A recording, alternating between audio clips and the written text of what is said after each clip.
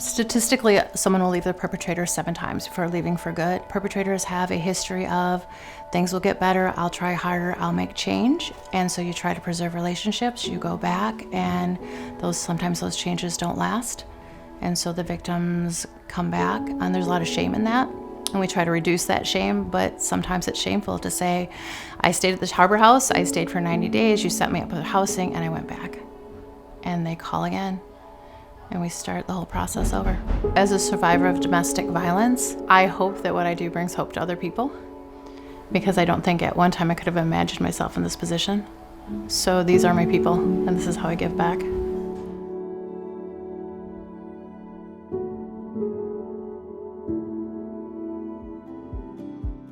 I'm Kim Krulik. I am the DV program coordinator at the Women's Center, and I run Harbor House. Harbor House is a 16-bed domestic violence shelter in Marquette. We serve survivors of intimate partner violence, both domestic violence and sexual assaults. We run a 24-hour crisis line, so we are kind of the front lines to someone who's either contemplating leaving or in the process of leaving.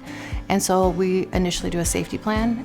We will have them meet us at a safe location, and we will have a taxi pick them up, or we will have the police go and bring them into shelter. It is hard to leave. Immediately when they walk in the front door, we have shelter, a warm bed, we have a shower, we have food, we have a full fridge, and we have safety. On average, it's a 90-day stay, and in that 90 days is where our advocates really kick into place and help them get the resources that they need to be able to live independently. We have the advocacy component of services, which means that we have different advocates that assist survivors in navigating systems. Oftentimes, we see survivors fleeing with nothing, so we have to really help them get everything that they may need to successfully live a life on their own. The other side of it is we have 3 therapists on staff. So we have a sexual assault therapist, a domestic violence therapist, so we can really help them with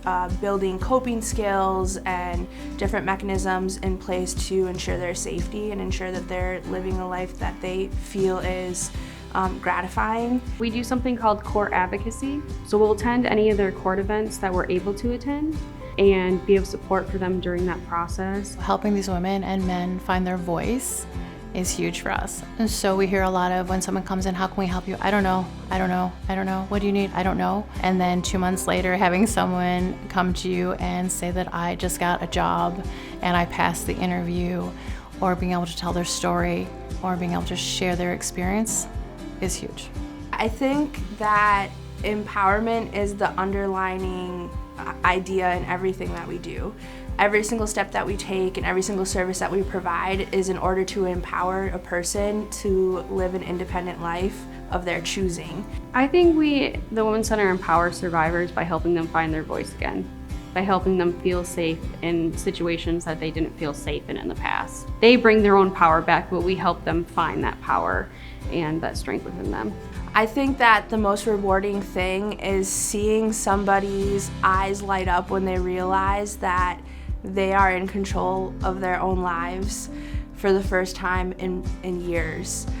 Seeing them successfully move into their own house and have all of those things in place that they need to live in safe, affordable housing is, you can't even put words to it. Our goal is to surround you with safety and options and choice.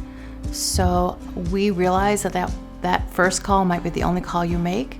So we are going to be there and support you. And if you call and you call again in 6 months, we're still going to be here. We just want people to know that we're here and that we will assist and support you in any way that we can.